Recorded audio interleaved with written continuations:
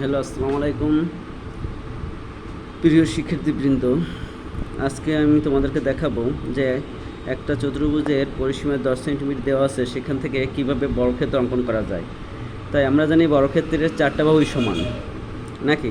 তাহলে এই বর্গক্ষেত্রে যে এই চতুর্ভুজের পরিসীমা যে 10 সেন্টিমিটার দেওয়া আছে, এই 10 সেন্টিমিটারকে আমাদের প্রথমে 4 ভাগে ভাগ করতে হবে। তাই 4 ভাগে কীভাবে ভাগ করব সেটা তোমাদেরকে আজকে আমি দেখাইতেছি।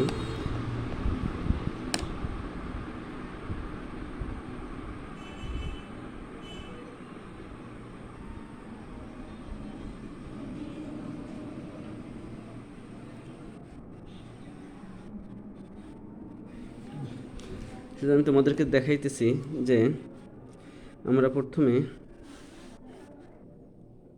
একটা 10 সেন্টিমিটার একটা বাহু নেই,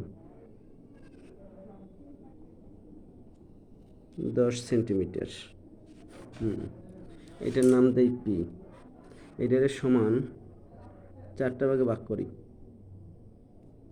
প্রথমে অর্ধেকের বেশি ব্যাসার্ধ নিয়ে এই একটা কাটা দেই, এই একটা কাটা দেই, আবার এই সাইডেও এই একটা কাটা দেই, একটা কাটা দেই। তারপর এটারে সমান 2 ভাগে ভাগ করি।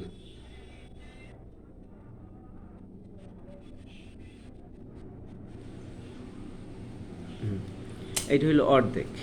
এবার এটারে আবার অর্ধেকের বেশি ব্যাসার্ধ নিয়ে কাটি।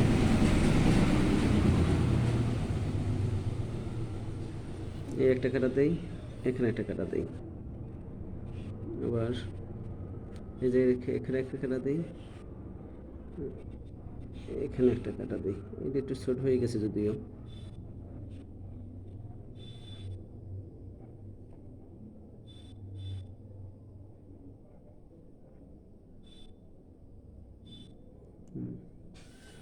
এবার এটাকে আমরা 4 ভাগে ভাগ করি।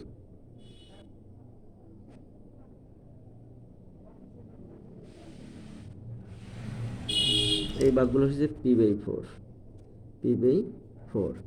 এবার একটি বর্গক্ষেত্র অঙ্কন করব। যে কোনো একটি রশ্মি নেই।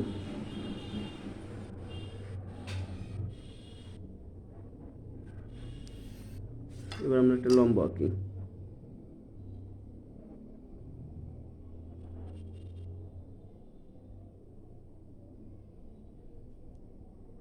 কাটি।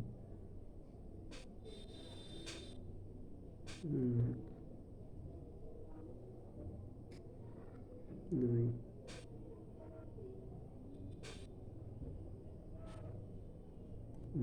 এই কাটলাম।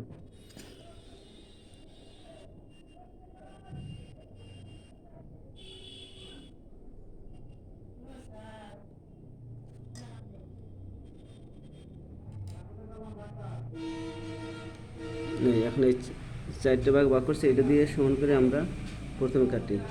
এইটার উপরে কাট দিই, তারপর এইটার উপরে একটা কাটা দিই, তারপর এখানে রেখে এখানে কাটা দিই,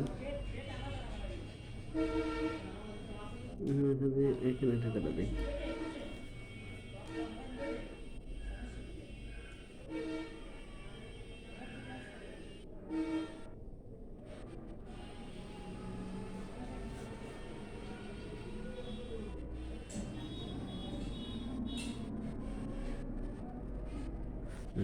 এটা হলো নিম্নে একটা বর্গক্ষেত্র।